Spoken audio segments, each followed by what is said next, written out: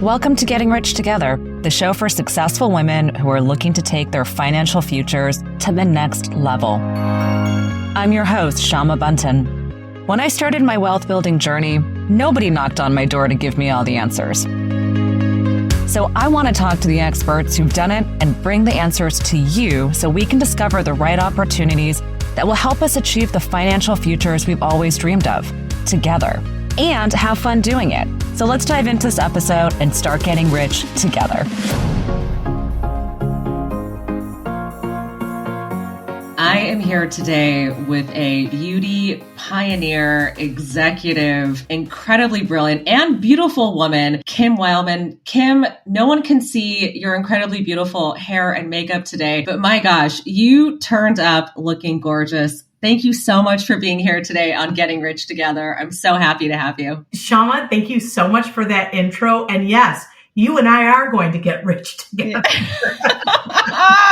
Amen, sister. All right. Well, I love where this is already jumping off. And, while most people might know you today as being co-founder and leading just an incredibly prolific new brand on the market, No Makeup Makeup, and we'll get to sort of your corporate lineage and how you've been able to build such an incredible business. But all incredible female business owners once started off as a little girl in diapers, who then learned to walk, who then learned to drive a car. Well, it took me a long time to do that, but there's an evolution of who we are and where we come from. And Kim, I would love to start from the beginning. I'd love to start with a young Kim between 5 and 12 years old, my love. Where are you? What's around you? Spill the tea. This is so fun. I grew up in a really unconventional family. My father is a rock musician and my mom is an educator. So growing up, my father performed with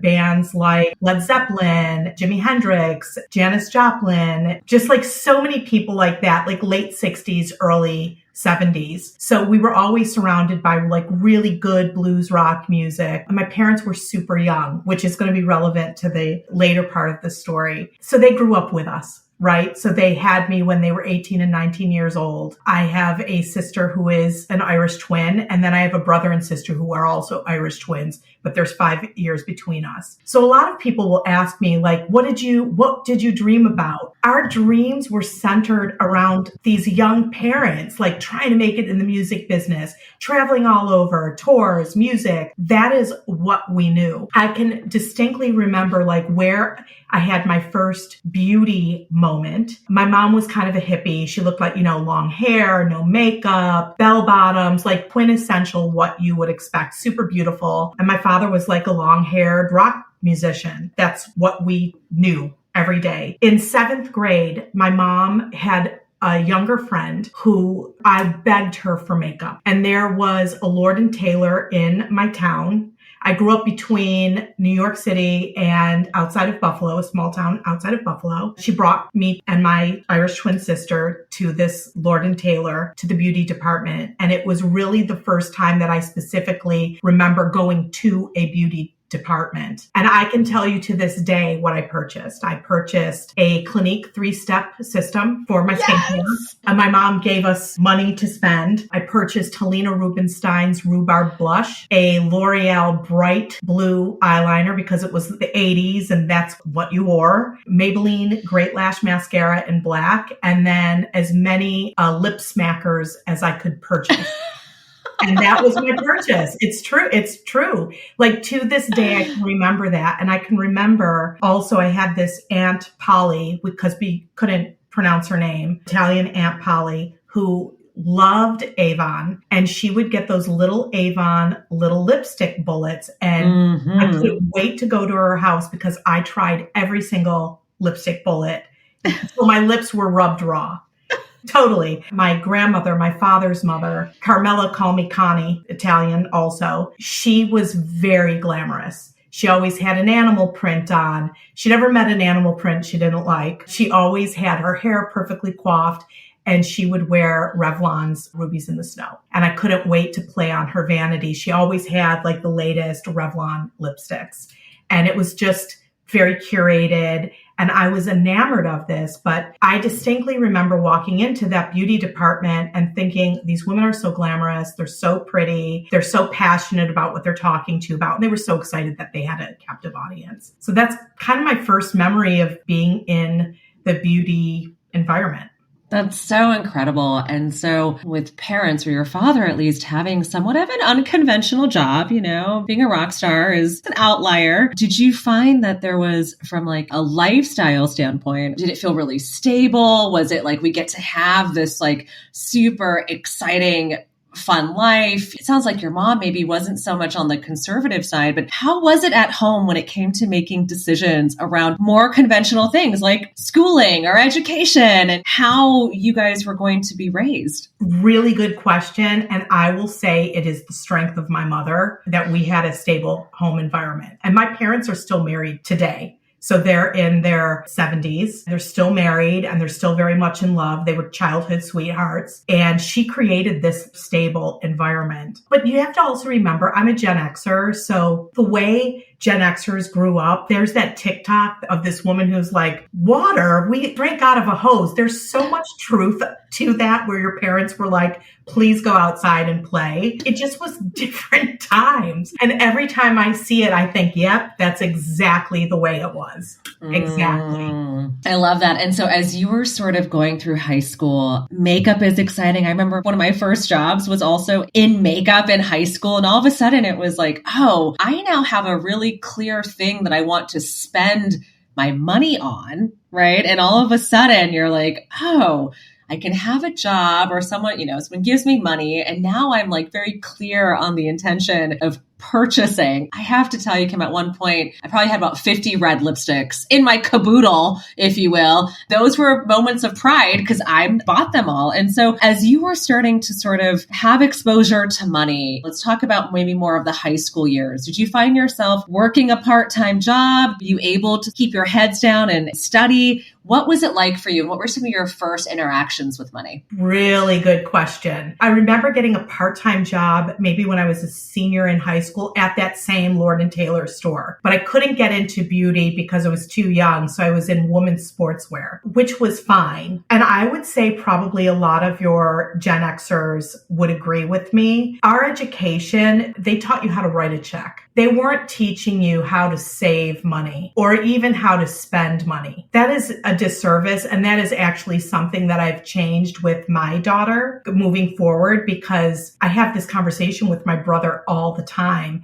My brother has said to me, God, I really wish mom and dad would have taught me how to save money properly, manage my money properly. And I look back at their history and I can completely understand why. My father grew up in a music family. There was often no money around. He grew up in the projects, super talented, but grew up in the projects. My mom grew up completely opposite. She grew up wealthy and, she was that 16-year-old who had a red convertible T-Bird, right? So like completely different experience. Super different. Right. But more where she was taken care of from her father versus being a strong, independent woman. Because they're boomers, they also grew up believing loyalty is really, really important. So you're loyal to your job, and those values, I think, really run strongly for many boomers, is that you stick with something because you're committed to it and you want to see through. That loyalty is so important.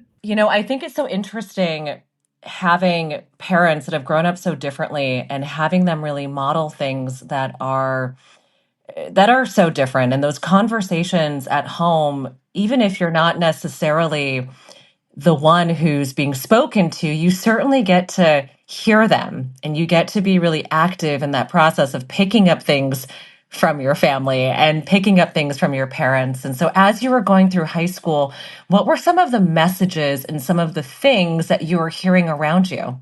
When we moved to California, my parents were 36 and 37. I was 18. And it was kind of this last thing of my father reaching his dream. One of the most beautiful things that I can say, which I think is in my DNA, is this belief that it's out there for you. And that if you believe in yourself, like you just go and do that and believe in it. It's interesting because I've had subsequent conversations with my father now that he's older. He has said to me, I never really wanted to be like a superstar. That wasn't what I wanted to do. I just wanted to make money performing, which is what he does. And he's very successful. He put his kids through college and weddings and incredible things. We had an incredible childhood, but we also, that dreamer mentality and that risk taking, I absolutely have that in my genetic makeup. I'm doing that now with no makeup. So this idea, and this is such a profound thing for a young person to realize, is to have modeled in front of you. The thing in life to do is to double down on yourself and your dreams and what you want. To have that modeled in a world where things can feel so scarcity based, where we're so trained to feel like we need to conform or we need to do things that are more conventional. It's a remarkable experience to get to witness your parent take that stand for something that they believe in, that's really their calling. Yeah. And also having the support, a partner support that, which is something that I looked for in my partner. I think it's a beautiful thing. I don't think it's conventional at all. I think that a lot of people would be really uncomfortable following your dreams and kind of being like, okay, well, if this doesn't work, what are we going to do? I have always had the profound belief that everything was going to work out for the better. I have known that from small kid. I believe it now. I've had many moments in my life. Here's a different value than growing up with boomer parents. I've had many moments in my life where a job or a client was not in alignment with my personal values or beliefs, or maybe I just didn't even believe in the brand anymore, or something just wasn't in alignment, and I have walked away. I'm actually a master walker awayer from things that are not in alignment, and I have always, even when I've done that, and I have done it on times when Warren and I have been tight with our funds, it has always worked out better for me. Always. That's so incredible. And so you moved to California. Yes. And then obviously you decide to continue next steps in becoming a young adult. So talk to me a little bit about early inclinations and ideas around college, university, sort of what was your vision of how you were going to export yourself into the world once high school was over? We were going to go to college in New York State. I was accepted at Ithaca and then also this private Catholic school called Canisius College. When my parents decided they were moving to Los Angeles, both me and my Irish twin sister decided way cooler to move to Los Angeles. I wasn't a good student. I wasn't a particularly good student. I was always a respectful student. I always had big dreams. And at the time, I didn't even know that the term for the big dreams was entrepreneur. I probably didn't even really understand that term until I was probably close to 30. What that entrepreneur was really what I was. I worked full time at Saks Fifth Avenue. I worked up through the ranks, but at 19, I was a acting department manager and buyer for beauty at Saks Fifth Avenue. Wow. Yes. That's a pretty big role for a young woman of not even drinking age. Oh, and those women ate me alive. I had 73 employees. I was the assistant department manager for men's. And I distinctly remember walking my little self into the store manager's office saying, I know you have this acting manager in cosmetic and skincare is my passion. I know I can do a good job. And they knew that I was a really hard worker. And they knew that from a working standpoint that I was a really hard worker and get it done. They also knew at the time, and your listeners are going to be shocked at this was like 1987, 1988. I'm 56 years old. I was making, $5.80 an hour as an acting department manager and buyer at Saks Fifth Avenue. And I had no idea. I got a 10-cent raise. I was pleased as punch. I got a 10-cent raise. And I get to do this. They totally took advantage, but I learned really valuable lessons there. Frankly, the lessons that I learned in that role carry me through this day. It's like understanding products, understanding the customer, dealing with different personalities, understanding how to do open to buy, forecast properly. I mean, it's like an MBA, Kim. I mean, there's no other place, I truly believe this, than in retail to understand psychology, to understand business modeling, to really understand like how you look at inventory and supply chain. And, I mean, retail. And also at that young age, I mean, what sort of corporate finance job would have given you that opportunity? Like no one would have given you that opportunity. But in retail, you get these very choice opportunities to manage big business and no one thinks twice. It's so wild to me. The timing is right. Like you and I both share the Barney's experience, which I think is second to none in retail. And it's so unfortunate that Barney's doesn't even exist anymore because it was the best. It was the best experience. It was the best people. It was the best of everything. So I'm going to a community college full time, this acting department manager and buyer full time, and I'm partying full time. This is what you did. This is completely true. Obviously, I eventually grew up out of it and things happened. I really am so grateful for every experience I had. But at Saks Fifth Avenue, because I didn't have the education of really understanding the value of a dollar and getting my first credit card, I have a friend who we laugh to this day where the credit department would say, Kim, you've got to pay your credit card bill. And apparently the lore goes that I would say, I know. I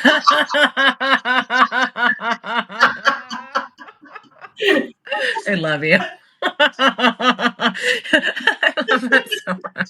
So, I really had to get my stuff together on that. That was a big learning thing. And eventually you grow up, you understand. And I can remember saying that all the time. Like, I know because I wanted the beautiful clothes and I wanted, even with the discount, and the Barney's discount, especially if you were in management, you got 45% off. It was dangerous. So you're not making much cash. You're spending a lot of cash. So I was going to ask you if there were any savings going on, but I'm going to say no. I had a 401. I had a 401. That was the only savings that I had because it was through Saks Fifth Avenue.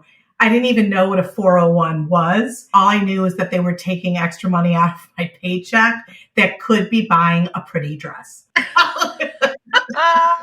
It's so funny. I feel like as I was growing up in retail, this idea of coveting and having these beautiful things. And I remember as I sort of left corporate fashion, I remember being like, wow, I own all these incredible handbags, but are they really going to go much towards retirement? Oh, yeah. But now handbags, if you have a nice collection, yes, now they can be worth something. It's an asset, but still people save your money. Yes, right. That's the underlying. Invest, create assets. And have a good handbag. Oh my God. Right. Okay. So you are graduating school. You are ready to sort of Here's the thing, not to cut you off. Yeah. I ended up not finishing my degree. Wow. So what happened? So I just was not interested at all. I was getting this education at Saks Fifth Avenue. I was learning, and that's what I was passionate about. And I was not passionate about school. Probably was the wrong school to go to a community college in Southern California, in the Valley. People just weren't serious about it. It was also different times. I could see my path clearly. And it wasn't school. Yeah. What was the path that you saw? Like, what was in so much alignment or clarity for you at that time? I've had this belief for myself all the time that I would be successful. I've known this from a young age, and success takes on so many different forms, right? I knew that I would be making really good money. I also knew that I wasn't going to stay in retail, but retail was part of the path for me. And I didn't know how it was going to come about, but I trusted it. I became a buyer. These were the days that the computer system was like an EDI system. This was not using the internet. This was like Lotus Notes and things like that. The fact that I could take something that as a kid, I was consistently told that I was bad at, i.e. math, and then actually be really good at it, just was like one of those reminders of you can do things and supersede whatever these beliefs were. It just wasn't my path. My path was to be an entrepreneur. I knew certain truths for myself. I knew that I worked hard. I knew I really connected with the customer. I understood luxury products just because I was around it, but I invested myself in it. I went to every trunk show. I learned every ingredient. I studied the way Calvin Klein launched CK1 and the Safari launch, from these big launches at a time where social media didn't happen. I was also meeting the heads of Lancôme. The head, Leonard Lauder, I have met several times. I was meeting like these really, really important people. And I had this belief from my parents that if you're in the same room, it's showing you where you will go. You're getting this moment, like I'm in the same room. I knew that the CEOs and the heads of Saks Fifth Avenue, because again, now I'm maybe 21 years old. And I'm slated to go into the management program in New York, maybe almost 22. Burton Tansky was the CEO at that time, and they like an incredible retail group of men. And they loved me so much that they moved me to be fourth floor manager. I'm barely 22 at this time in Beverly Hills. And because they're making my way to go to New York for the management program. So I thought my path was going to be New York City. I'm going to be an executive with Saks Fifth Avenue, all this glam and blah, blah, blah. And then I meet my husband while I'm on vacation in Hawaii. And it's like instantaneous. Oh no, I'm moving to Hawaii. I've got two paths here. I can go to New York and do the Saks Fifth Avenue, or I can go to Hawaii and do another plan. And I chose my husband. We're married 30 years. It was absolutely the right thing to do. But because I was a New Yorker, because I worked at Saks Fifth Avenue, because I knew all of these incredible executives, Estee Lauder companies actually recommended me for the beauty merchant role at DFS Hawaii. Oh my gosh. So Kim, doors have just been opening. It's like right time, right place. Right. Follow your heart, doors open. Follow your heart, doors open. And I want to say something that's really important too, because I think that this is happening right now for young people. Never in my career has anybody asked me about my college education. Not once. I have consulted for 4 billionaires in my life on a regular basis. Nobody has ever said, Kim, what school did you go to? Not once. And I don't know if it's the passion that I have for what I do. I definitely think it's like the understanding the consumer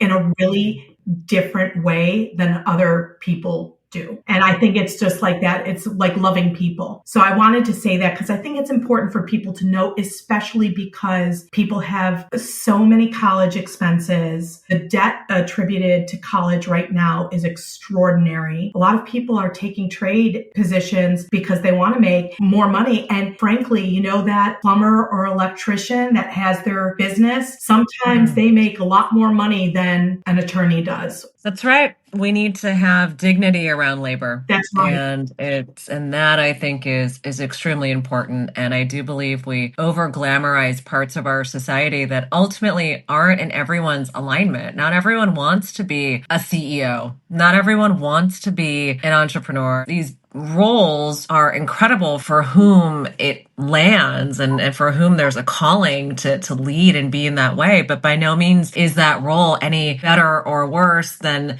the plumber, the electrician, the school teacher, anyone else. Yeah. And also, you know, having done this, it does take a village. And you know this, I look at everything as sales. I think if you're a doctor, you're in sales. If you're an attorney, you're in sales because you're trying to get people to follow what you are saying, right? So you got to sell, whether you are a good salesperson or a bad salesperson, everybody is in the business of sales. That's right. So this is what I believe. I really believe this.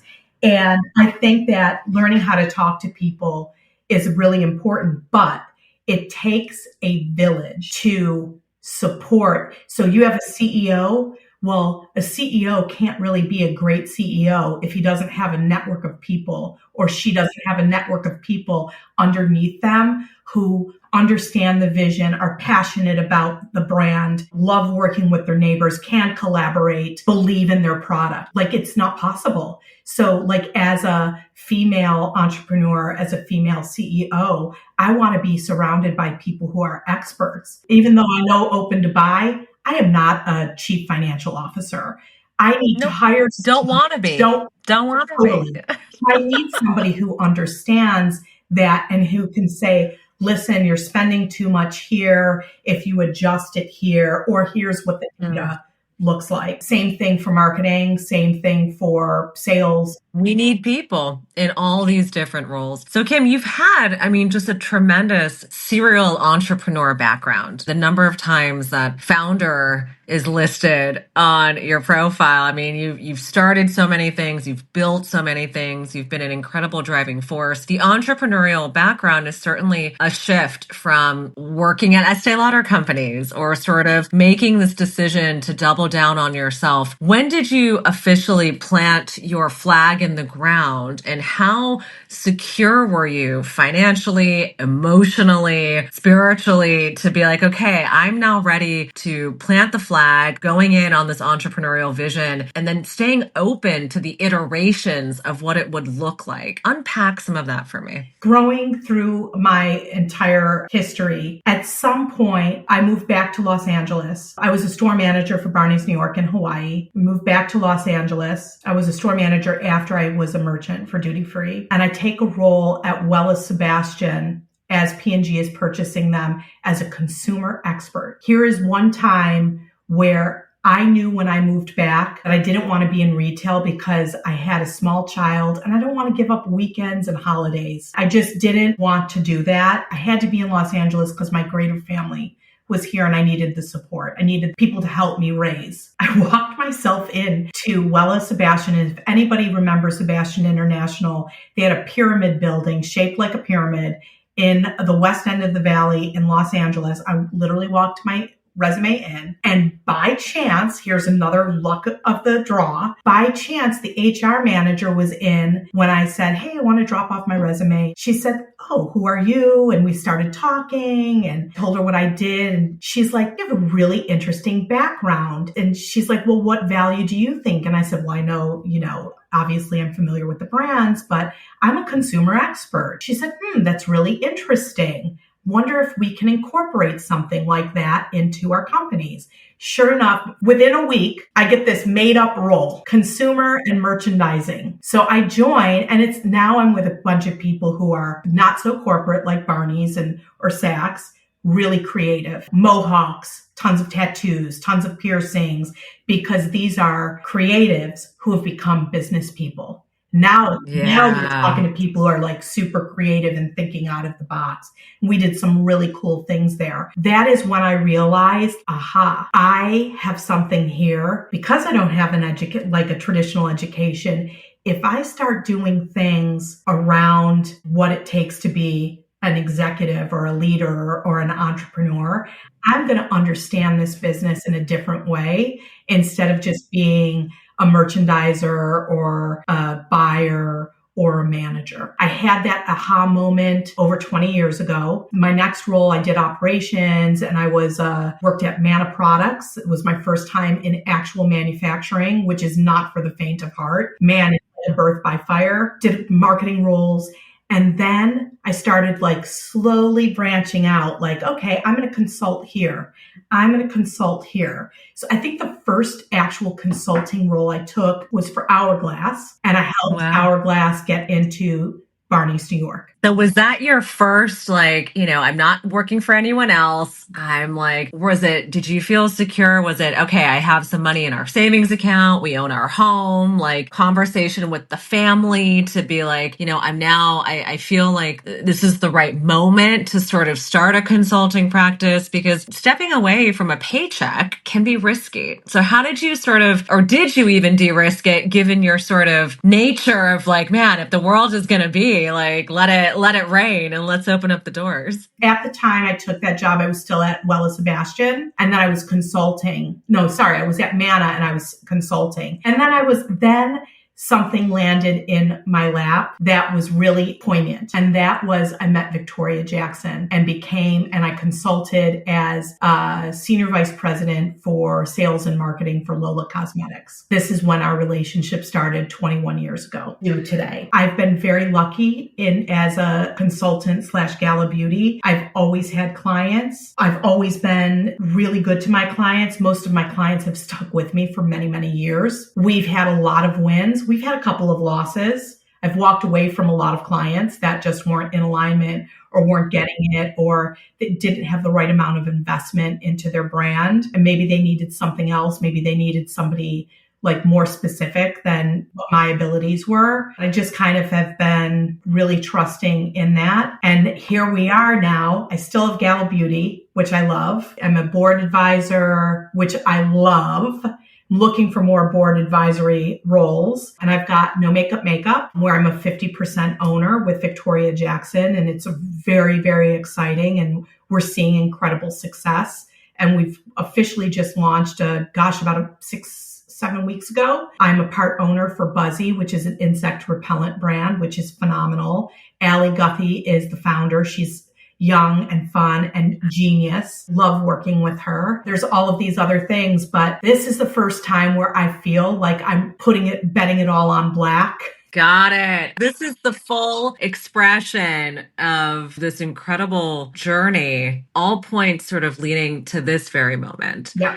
And there's something really magical and special about that. And so in making this decision to fully go all in, how do you sort of manage, and this is like the perfect moment to ask you since it's all so new, how do you sort of internalize and manage? Is there an emotional compass that guides you? Are there security factors that you keep in your mind? How do you manage risk tolerance today? For me, it's this inherent belief that something is magical and it works. We did a soft launch for No Makeup, and I had already worked on transitioning many of my clients because I just didn't have the bandwidth to commit to them. I do have a couple of clients. The clients that I do have for Gala, I love working with. They're phenomenal. It's very symbiotic.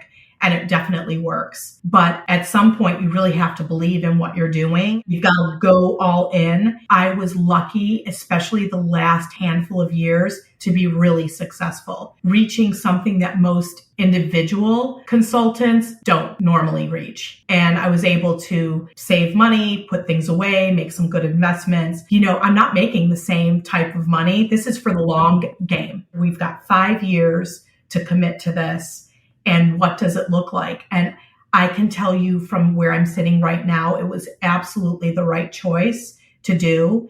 It's a lot of hard work. I'm surrounded by a lot of the right people. Victoria, as a partner, is fantastic. She is super supportive and has really invested in this. But we brought the right people in. We're not playing around. We brought in the experts. We brought in an expert growth marketer. We brought in teams that can help with expand alternative channels like TikTok, working with Amazon, etc. We brought in the best and the brightest to help us. And we really believe in our teammates. Some groups we've brought in, they're not going to make the cut, and that's okay. We'll find the right people who will help support the brand and what we're trying to do, because we really are trying to go out to everybody with exceptional product, but also let people know that less is best. You don't need more. Yeah. You need less. Yeah. We're going to help you figure that out. That's right. You can look at all of our videos, etc. This is about every woman and or man. No matter how you express yourself, you could be punk rock. You still want good skin. Totally. Who's a little punky, but you still want great skin. Everybody wants great skin, right? That's a universal truth. Oh my gosh, I love that. And so as you are sort of looking, and I feel like in this retrospective right now of your life, I mean, it's so clear how experiences and people and opportunities have lined up so beautifully to create this body of work that you get to stand on. And certainly there is a legacy that you are likely looking to leave here on this planet. And I would love to know, as you look back on a well-lived, impactful life from the young age of 108 years old, what is the legacy that you are looking to leave on the planet? I am so passionate about this. The reason why I'm working so hard for No Makeup Makeup is, and I don't want to get emotional over this, is because I'm really, really good at dedicating my time with young people and young brands and brands that I really believe in. I want to turn that into financial support, young brands, and help people really, really reach their dreams. And I also want to take my example as a mentor for young women, treating people the right way and being enthusiastic and letting people have a voice. I want to continue that and grow that. And that is really what drives me. I know No Makeup Makeup is going to be successful. I know at some point we'll have an exit. And I can tell you right here, you're not going to see me be super extravagant.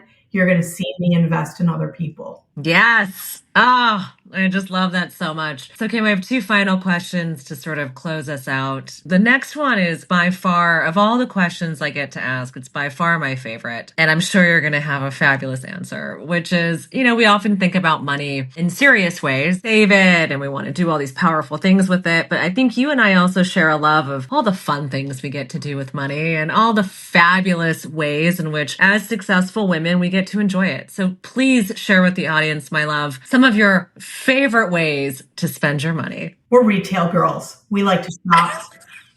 If you saw my handbag collection, I would say it's embarrassing, but it's not. It's actually really fabulous. And I've been really lucky because I've had that success and I can express myself with nice things. But also, it's not necessarily a driver for me. I would say, what's that ultimate purchase? I can't even really tell you what maybe it's a trip. I really have what I need. Maybe it's like a really incredible trip that you take your extended family on. Oh, I love that. That's so noble of you. I was thinking what's the most expensive bottle of champagne I could buy? Yeah. I don't even know. I don't even know.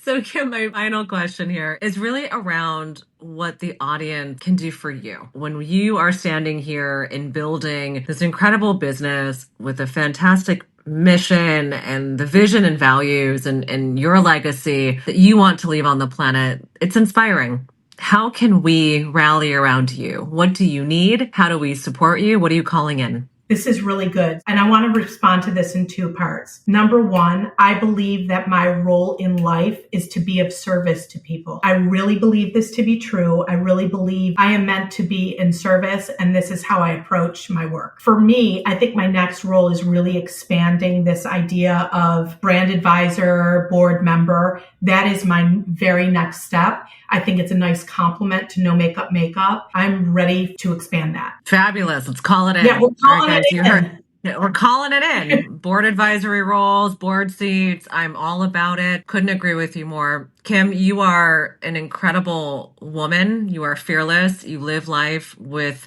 incredible passion and an enthusiasm that is contagious. Not to mention your smile, which is also quite contagious. Thank you so much for being here today on Getting Rich Together. I'm grateful for your journey. I'm grateful for you. Thank you so much, Shama. Thank you so much for tuning into this episode of Getting Rich Together. Please take a minute to subscribe. And if you like this episode, I'd love it if you could share it with a friend who is ready to elevate their financial future. Until next time, let's keep getting rich together.